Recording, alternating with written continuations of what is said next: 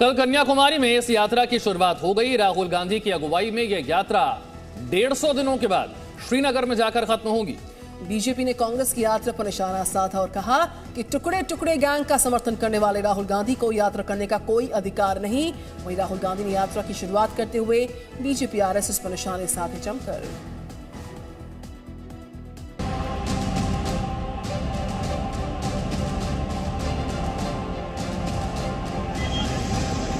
कांग्रेस की भारत जोड़ो यात्रा की शुरुआत कन्याकुमारी से हो चुकी है। यात्रा से पहले कन्याकुमारी में राहुल गांधी ने एक जनसभा को संबोधित किया। Now I welcome our great leader Rahul Gandhi ji for his address. நீங்கள் யாருக்காக காத்திருக்கிறீர்களோ நமது தலைவர் அவர்களை பேச அழைக்கிறேன்। अपने भाषण में राहुल गांधी ने बीजेपी और आरएसएस पर हमला किया। कहा बीजेपी एक तरफ देश को धर्म, जाति और भाषा के आधार पर बांट। यहाँ ये डॉर्पर नामक एक अच्छी नस्ल की भेड़ को पालते हैं।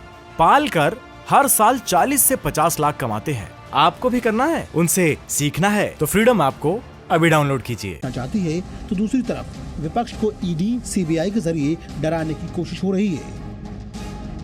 Today, brothers and sisters, this flag is under attack. And today, every single one of our institutions is under attack by the BJP and the RSS.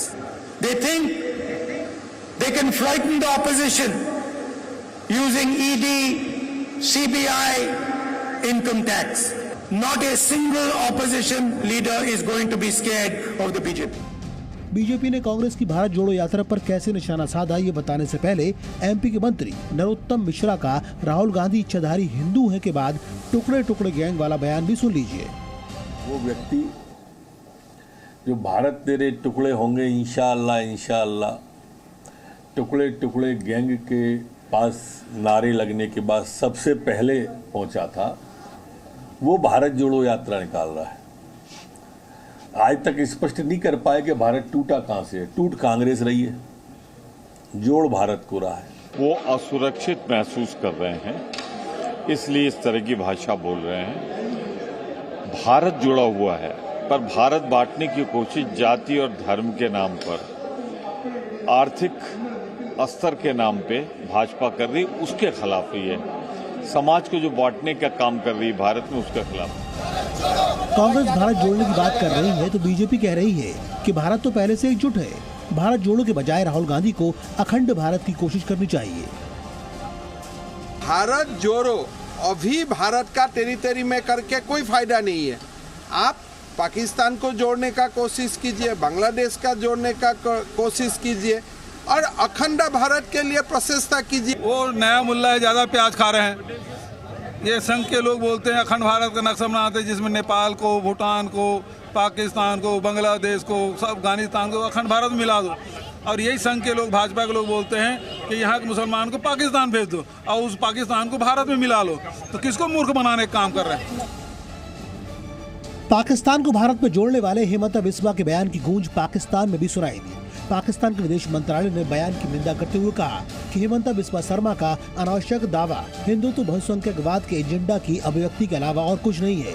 सत्तारूढ़ बीजेपी और उसकी विस्तारवादी मानसिकता अपने पड़ोसी देशों की पहचान और संस्कृति के साथ साथ अपने धार्मिक अल्पसंख्यकों को भी अपने अधीन करना चाहती है। जाहिर है पाकिस्तान शर्मा के बयान से तिलमिला गया है। भारत जोड़ो यात्रा के बहाने जहां कांग्रेस केंद्र सरकार की नीतियों पर निशाना साध रही है, वहीं बीजेपी कह रही है कि कांग्रेस की ये यात्रा परिवार को बचाने की यात्रा है। ध्रुवीकरण इतना बड़ा हो चुका देश के अंदर कि जातियों में, वर्ग में, धर्म के नाम पर नफरत पैदा हो गई है। ये देश अगर इसको नहीं संभाला गया तो ये गृह युद्ध की तरफ जा सकता है। परिवार को बचाने की यात्रा है। ये परिवार का पार्टी पर नियंत्रण बना रहे, उसके लिए यात्रा है। और इनके साथ कौन लोग खड़े हैं? जो भ्रष्टाचार से दुखित हैं, भ्रष्टाचार की कार्रवाई में आरोपित हैं और जिनकी स्वयं की राजनीतिक दुकान खतरे में है। कांग्रेस की भारत जोड़ो यात्रा करीब 150 दिनों तक 12 राज्यों और 2 केंद्र शासित प्रदेशों से होकर गुजरेगी और श्रीनगर में जाकर खत्म होगी। एक तरफ कांग्रेस इसके जरिए पार्टी में दोबारा जान फूंकना चाहती है, तो दूसरी तरफ राहुल गांधी को पार्टी के साथ साथ विपक्ष के लीड नेता के तौर पर पेश करना चाहती है। रवि त्रिपाठी, कन्याकुमारी, जी मीडिया। यहाँ ये डॉर्पर नामक एक अच्छी नस्ल की भेड़ को पालते हैं। पाल कर हर साल 40 से 50 लाख कमाते हैं। आपको भी करना है, उनसे सीखना है तो फ्रीडम ऐप को अभी डाउनलोड कीजिए।